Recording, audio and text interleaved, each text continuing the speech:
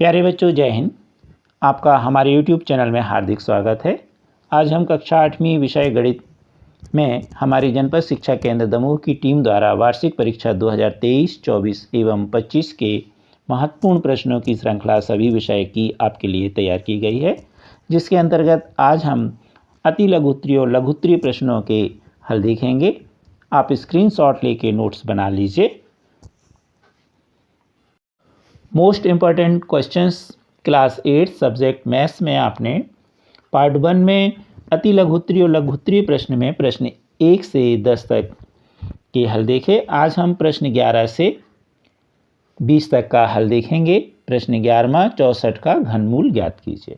यह 2024 में प्रश्न आया हुआ है। तो सबसे पहले हम 64 के अभाज्य गुणनखंड निकाल लें कुछ इस तरह से। अब हम घनमूल का निशान बनाएंगे। तो घनमूल का जैसे वर्गमूल का निशान रहता है इसी तरह बनाएंगे और यहाँ पर हम 3 लिख देंगे। इसे हम करनी घात भी पढ़ते हैं और इस निशान को हम घनमूल पढ़ते हैं। और इसके अंदर हम 64 लिख देंगे, बराबर लिखेंगे, पुनः घनमूल का निशान बनाएंगे और इसके अंदर हम अभाज्य गुणनखंड लिख देंगे। 2 गुणे 2 गुणे 6 बार लिख देंगे, क्योंकि हमें यहाँ पर अभाज्य गुणनखंड कितने प्राप्त हुए? 2 गुणे 2 6 बार। अब घनमूल है इसलिए हम 3 3 की जोड़ी बनाएंगे। 2 गुणे 2 गुणे 2।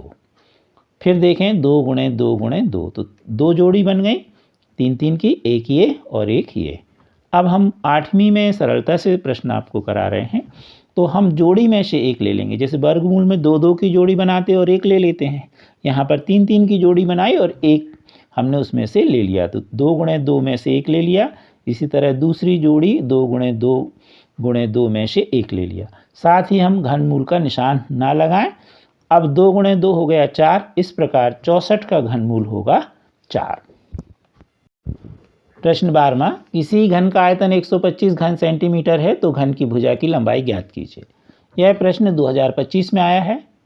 तो जिस तरह आपने वर्ग की भुजा बराबर वर्गमूल वर्ग का क्षेत्रफल, इसी तरह घन की भुजा बराबर सूत्र होगा घनमूल घन का आयतन। यह हम सूत्र के रूप में लिख लें। अब यहाँ पर जो घन का आयतन है हम लिख दें भुजा बराबर घनमूल 125। अब 125 के हम अभाज्य गुणनखंड निकाल लें। 5 गुणे 5 गुणे 5 प्राप्त हुए। हमने घनमूल का निशान लगाया और साथ में हमने अभाज्य गुणनखंड 125 के लिख दिए। अभी आपने इसके पहले वाले प्रश्न में देखा कि घनमूल निकालने के लिए 3 3 की जोड़ी बनाते, तो जोड़ी बना दें और जोड़ी में से एक ले लें। तो 5 गुणे 5 गुणे 5 में से हम जोड़ी बन गई, एक ले लिया।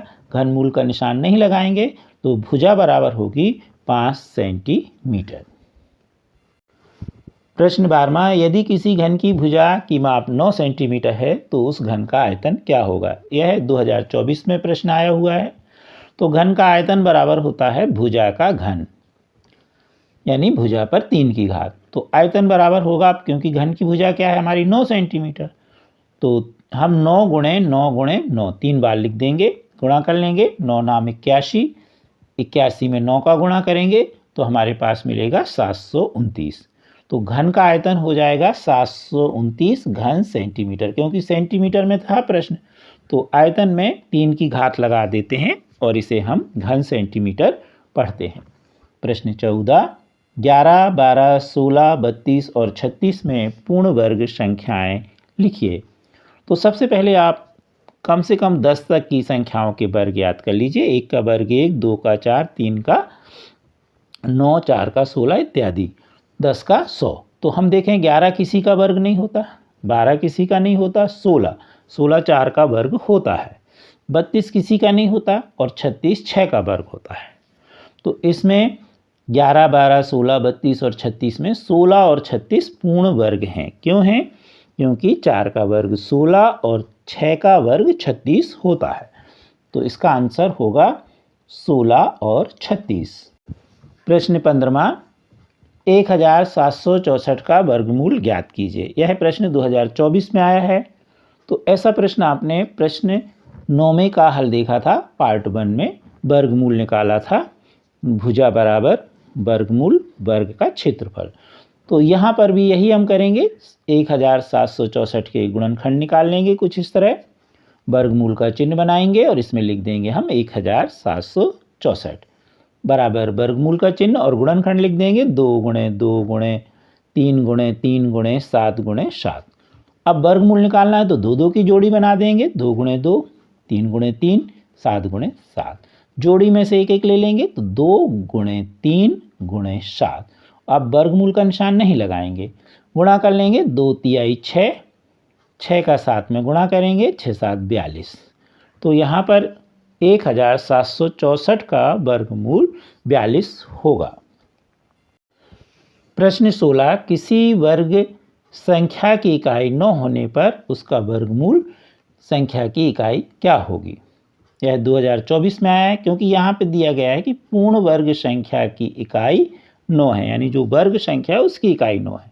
तो हम 1 से 9 तक ये वर्ग याद कर लें और देखें किसमें इस इकाई 9 आती है। 1 का वर्ग 1, 2 का 4, 3 का 9 आया 3 में, 4 का 16, 5 का 25, 6 का 36, 7 का 49, 49 में भी 9 आया, 8 का 64 और 9 का 81। तो आप देख रहे हैं कि जो किसी पूर्ण वर्ग संख्या की इकाई में 9 होने के लिए वर्गमूल संख्या की इकाई 3 या 7 होगी, क्योंकि आपने देखा 3 का वर्ग 9 में 9 आया और 7 का वर्ग 49 में भी इकाई 9 आया। तो इसका सही उत्तर होगा 3 या 7। प्रश्न 17 2024 में आया है, 25 विद्यार्थी में से 72% विद्यार्थी गणित में रुचि रखते हैं, कितने विद्यार्थी गणित में रुचि नहीं रखते। तो सबसे पहले हम देखें कि गणित में कितने विद्यार्थी रुचि रख रहे हैं, 72%।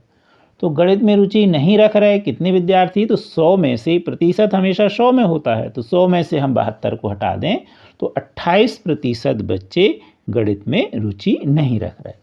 अब संख्या देखें कि कितने बच्चे हैं, ये तो हुआ प्रतिशत में, तो हम गणित में रुचि रखने वाले विद्यार्थियों की संख्या निकालें।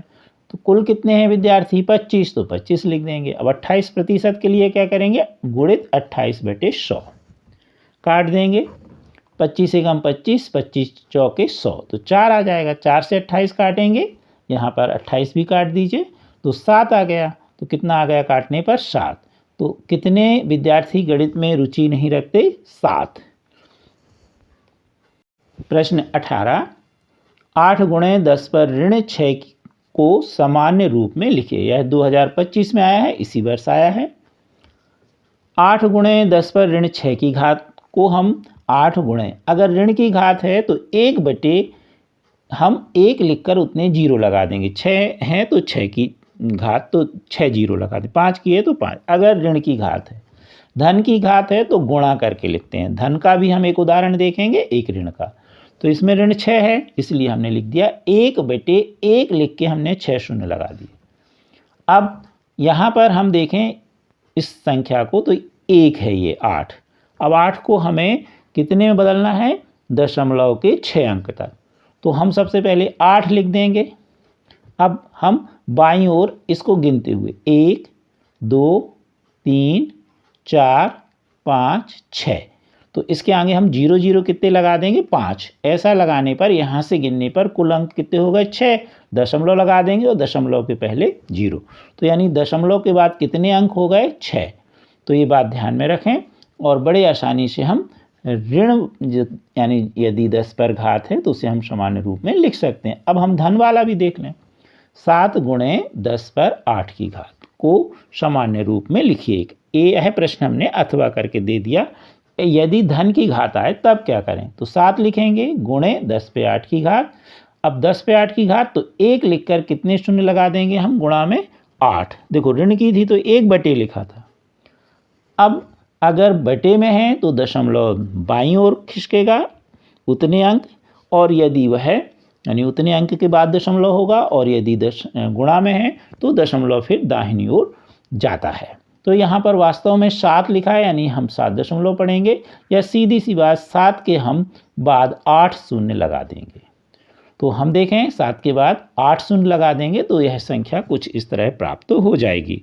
तो यह 8वीं की दृष्टि से सरल रूप है कि यदि धन की घात है तो गुणा करके 10, 1 के बाद उतने शून्य लगा के गुणा कर देंगे, और ऋण की घात है तो भाग लगा देंगे, और दशमलव को हम बाईं ओर ले जाएंगे ऋण में, और गुणा में हम दाहिनी ओर ले जाएंगे। प्रश्न 19 0.00005 को घातांक के रूप में लिखिए। यह 2023 में प्रश्न आया है। इसके पहले प्रश्न में आपने देखा प्रश्न 18 में कि घातांक रूप था और उसे हमने सामान्य रूप में लिखा। तो अब हम सामान्य रूप से घातांक रूप में लिखेंगे। तो सबसे पहले दशमलव हटा दें तो हो जाएगा 5/1 लिखकर हम 6 शून्य लगा देंगे, क्योंकि यहाँ पर दशमलव के बाद 6 अंक हैं, 1 2 3 4 5 6। तो यहाँ 1 लिख के हम 6 शून्य लिख देंगे। अब हम लिखेंगे 5 गुणे, अब यहाँ पर 10 लिख देंगे और कितने शून्य हैं 6, इसलिए यहाँ पर हम ऋण 6 लिख देंगे। तो जब दशमलव लगा हो और शून्य शून्य लिखे हो तो कुछ इस तरह से। और मान लीजिए दशमलव ना लगा हो, 5 के बाद शून्य लगे हों तो उसे गुणा में लिखते हैं।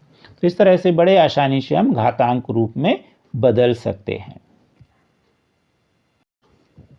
प्रश्न 20वां, यदि किसी संख्या का 15% 45 है तो संख्या ज्ञात कीजिए। यह है हाफ ईयरली 2026 अर्धवार्षिक परीक्षा 2026 में आया है। सबसे पहले हम मान लें कि संख्या x है। अब x का 15%, तो x का 15% बराबर 45 हमको दिया हुआ है। अब x का 15% कैसे निकालेंगे, तो x गुणे 15/100 बराबर 45। अब 15/100 का हम पक्षांतरण कर देंगे तो हो जाएगा 100/15। क्यों? क्योंकि जब हम पक्षांतरण करते हैं तो भिन्न का पक्षांतरण होने पर अंश और हर आपस में पलट जाते हैं। तो x बराबर 45 गुणे 100/15, 15 × 45 कट गया, 3 का 100 में गुणा हुआ तो 300, तो वह संख्या होगी 300। आपको यदि हमारा वीडियो अच्छा लगा तो लाइक एवं शेयर अवश्य कीजिए, और आपने अभी तक हमारा चैनल सब्सक्राइब नहीं किया तो कर लीजिए। जल्द ही मिलते हैं हम इसके अगले वीडियो में आगे के महत्वपूर्ण प्रश्न लेकर। Thank you.